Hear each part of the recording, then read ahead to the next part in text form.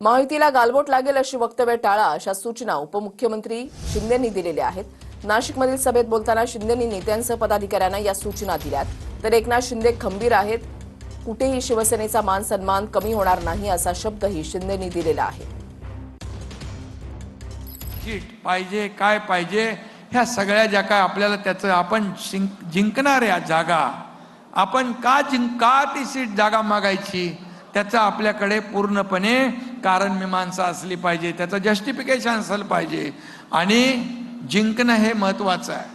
आणि म्हणून महायुतीमध्ये कुठलंही वक्तव्य महायुतीला गालबोट लागेल असं कुणीही करण्याची आवश्यकता नाही। निर्णय आम्ही तुमचा एकनाथ शिंदे खंबीर आहे, तुमच्या आपल्या शिवसेनेचा मान सन्मान कुठेही कमी होणार नाही अशा प्रकारचा निर्णय आपण घेणार आहोत।